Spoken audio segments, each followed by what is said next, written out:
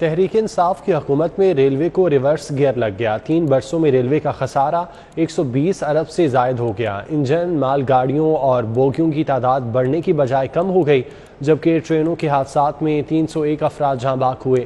شیخ رشید نے 24 ٹرینیں چلائیں جو خسارے کا باعث بنی، جبکہ اعظم سواتی کی توجہ ریلوے کی بہتری کی بجائے اپنوں کو نوازنے پر ہے۔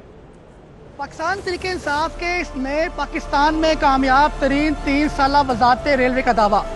حکومت کے اس دعوے کے پیش نظر عام مسافروں اور ملازمین نے کیا کھویا اور کیا پایا، آئیے مل کر جانتے ہیں۔ تحریک انصاف کی حکومت میں ریلوے کی بہتری کے دعوے محض دعوے ہی ثابت ہوئے۔ حکومت کے اپنے 3 برسوں میں ریلوے خسارے میں جاتا رہا۔ عوام کو حقیقت کے برعکس سب اچھا کی رپورٹ دی گئی۔ اگست 2018 سے 2019 تک شیخ رشید نے بطور وزیر ریلوے 24 ٹرینوں کا افتتاح کیا، جو کورونا وبا سے قبل ساری بند کر دی گئی۔ 2019 میں 46,697 مسافر ٹرینیں جبکہ 7,914 فریٹ ٹرینیں چلی، جو 2020 میں کم ہو کر بالترتیب 36,899 اور 6,485 ہو گئی۔ ٹرین آپریشنز میں کمی سے ریلوے کی آمدن پر بھی واضح فرق پڑا۔ ریلوے اپنا ہی آمدن کا ہدف پورا نہ کر سکا۔ ذرائع کے مطابق 3 برسوں میں ریلوے کو تقریباً 120 ارب روپے سے زائد کا نقصان برداشت کرنا پڑا۔ صرف خسارہ ہی نہیں، بد انتظامی اور نااہلی سے ریکارڈ حادثات پیش آئے۔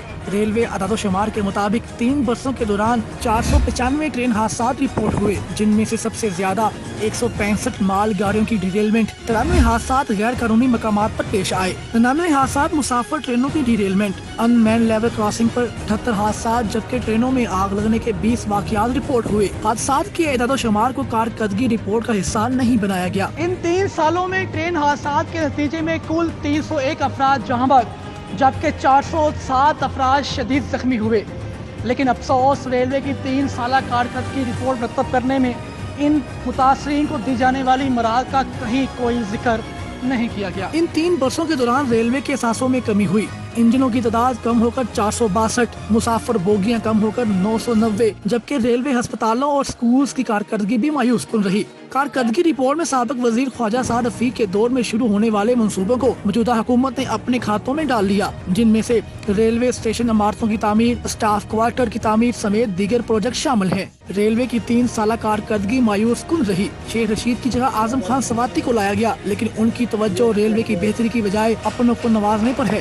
ریلوے کی بہتری کے لیے مستقبل میں ML1 منصوبے سمیت اربوں روپے کے دیگر منصوبے اور ٹرینوں و ریلوے راضی کو پرائیویٹ کرنے کی پالیسیاں زیر غور ہیں۔ سوال یہ بنتا ہے کہ اب لگائے جانے والے اربوں روپے اور نئے منصوبہ بندیاں ایسا کیا تیر مار لیں گی جو کہ ماضی میں لگائے جانے والے اربوں روپے اور منصوبہ بندیاں نہ مار سکیں۔ ٹرینیں تو ایک چھوٹی سی چیز ہے، پوری ریلوے کو درست کرنے کے لیے صرف ایک چیز کی اشد ضرورت ہے، اور وہ ہے امانت داری۔ کیمرہ مین کاشف کے ہمراہ سعید احمد سعید، لاہور۔